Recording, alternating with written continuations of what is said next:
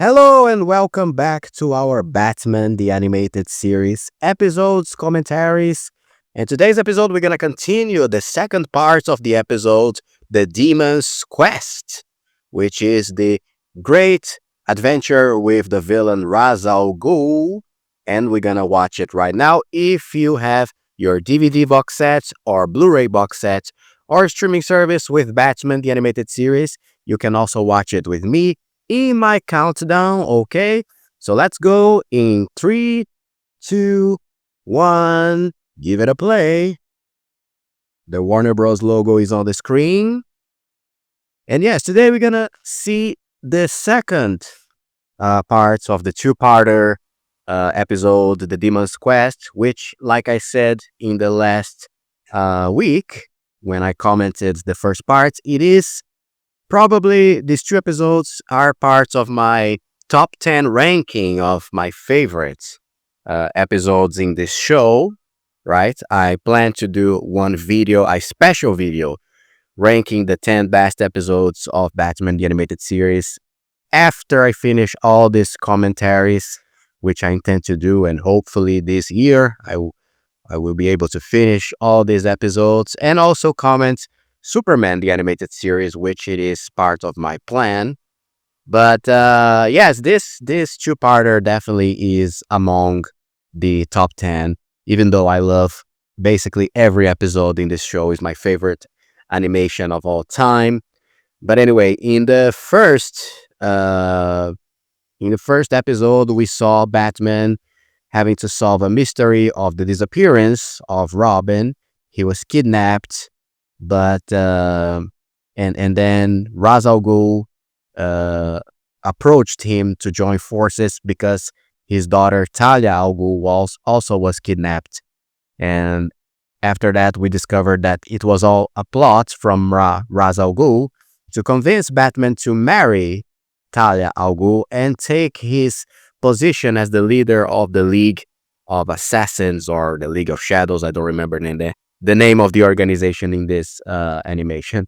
I always forget. But anyway, and by the end of the episode, we saw that Ra's was very sick and he was going to be put on the Lazarus pit. And of course, he had all that reaction, becoming this powerful and, rejuvenated being. But at the same time, he got mad. And this is where we pick up right here in this episode. We see Talia having to slap Ra's al Ghul so he can get knocked out of this crazy condition. And it works. He's back on his feet, completely rejuvenated, strong again, renewed, like he says. And, this is where we pick up in the story. And by the way, it's funny, we didn't have a little review of the previous episode, as usual in this show with two-parters. But anyway, so we see Ra's asking again for Bruce to marry his daughter, and she's very she's eager for his answer, and then he says no again, and she gets hurt by that. And at the same time, Ra's orders his men to kill Batman and Robin, because unfortunately this is very disappointing for him. It's a very cool plot. By the way, I said in the last episode that this two-parter, it feels like a great run of comic books, or a great run of stories with this particular character, Ra's al Ghul, coming from the comic books. Is almost like watching a great comic book run. That's what I mean. And actually, this story, it is a little bit based on the Demon trilogy from the comics. I actually did one of the comics from the Demon trilogy here in the channel. You can look it up in my comics, videos, special videos, where I talk about some specific Batman comics, and I did talk about one of them, the Son of the Demon comic, and you can watch this recap here in the channel, in the playlist of comic recaps. And it's a very cool comic that also has this James Bond style of adventure that I also mentioned that is the style of this adventure here in this episode. And right now we have this very cool scene where Batman and Robin, they have to escape from the cave inside the snowy mountain, and uh there is this avalanche that they both have to escape, so they have to actually jump from the mountain in an awesome shot of both of them uh jumping and having this huge fall into the snow, and actually crashing into the snow, and escaping the avalanche, which is pretty cool. And again, this is very James Bond, style of adventure. And for their, uh, I mean, it's just bad that they have to walk away from there in the middle of the blizzard, and because there's no other way they can escape. The Ra's al Ghul took the helicopter, or at least the transport that could help them away, so they have to uh, walk in the snowy mountains, and they actually are able to conveniently reach a Wayne Enterprises building in the middle of Nepal, near these snowy mountains. So lucky for them, right? And then Batman starts to unravel this plot where Ra's al Ghul is actually building this satellite called Orpheus, and this is a plot that is very keen to the character of Ra's al Ghul, because he will use some. Well, he will explain the plot later, but he will use some Lazarus pits around the world to basically destroy the planet and start again, right? The humanity, which is very keen to the League of Assassins or the League of Shadows plots in any media, right? They want to destroy the planet and restart from zero in order to rebuild society into better parameters and better justice system, and everything better, basically, right? Uh, so they are, so-called terrorists of good in their ways, in their vision, right? So we see Batman. He again he skydived into now the desert mountains, right, to reach a group of the League, and we have this very cool scene where Batman he walks in the shadows of the mountains during the night. They are in the middle of the desert, but in the night, and he attacks one of the guys that are riding camels in the desert, and he takes the guy out and gets his camel for himself in order to pretend to be part of the group. So he gets the clothes, he gets the turban, and it's very cool to see him in disguise, wearing all this cloth above him. So they reach the base where Ra's al Ghul is doing his operations, and this is pretty cool because this is like I said, James Bond, Indiana Jones kind of adventure that he has to frustrate the plot of the villains. Inside this base, you see some goons of the terrorist group, you know, using some computers to maneuver the satellites, all very James Bond style. I know I say this a lot, but that's what I love about this story. And Abu, the bodyguard of Raz, discovers Batman, and they start to fight, and Batman gets caught by the villains, which and then Abu will reveal for everybody his real identity. Funnily enough, Batman never gets his mask taken off, but anyway. And Raz intercedes, and now Raz is wearing this very cool clothes with a cape, right? Which is amazing. This green suit, very a master of this league.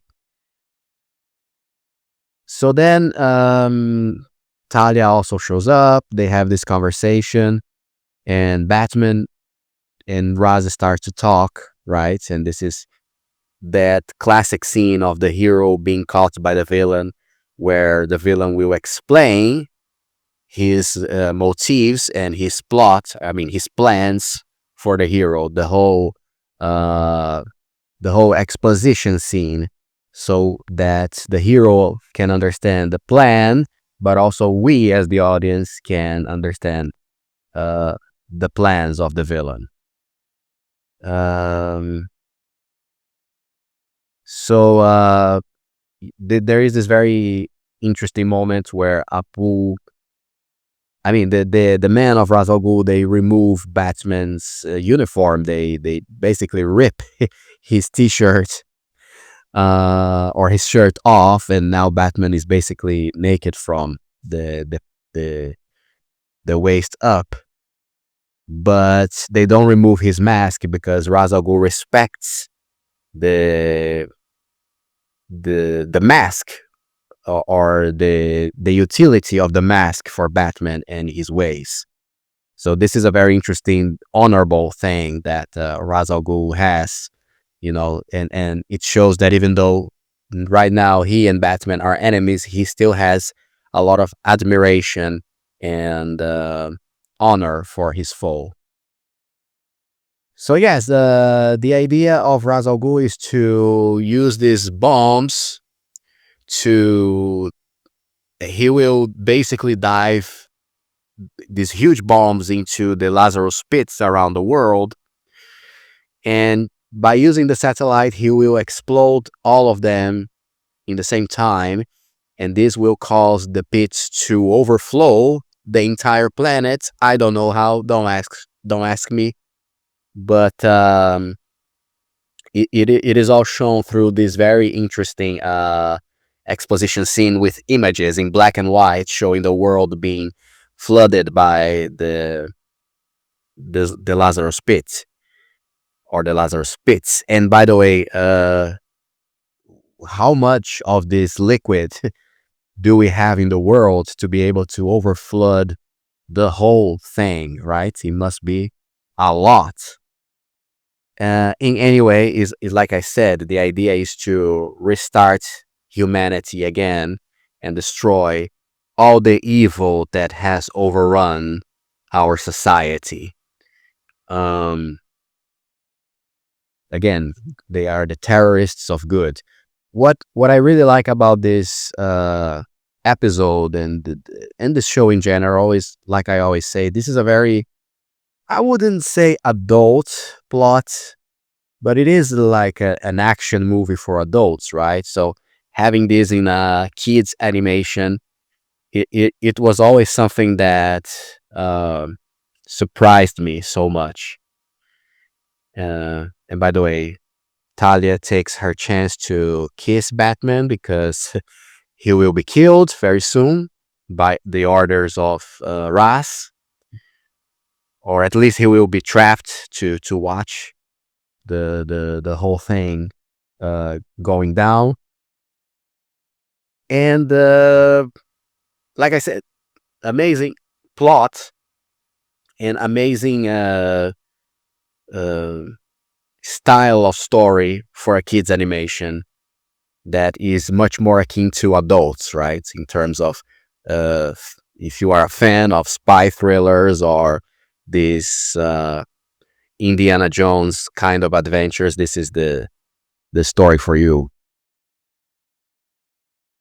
and I absolutely love it. So we see Ra's al Ghul making this speech to all his men, and all of them have swords. They rise their swords up. It's great. And I guess, no, I don't guess. I have absolutely certainty that Christopher Nolan took a lot from this story here, or from this episode, in order to create his Batman, with Batman Begins especially, right? Because this is exactly what we see in Batman Begins in terms of the nature of this character, Ra's al Ghul. He is a terrorist that wants to, in his beliefs, he wants to rebuild society and do good for the planet. He wants to eradicate the whole evil from the world, right? Which is a very different method of justice from Batman, and this is what separates them in terms of good and evil. So this plot here, this episode is exactly this. It shows the difference between these two guys, and I'm absolutely sure that Christopher Nolan watched this episode and his mind was, you know, his mind was exploded with so much material that he could draw from to create his movie.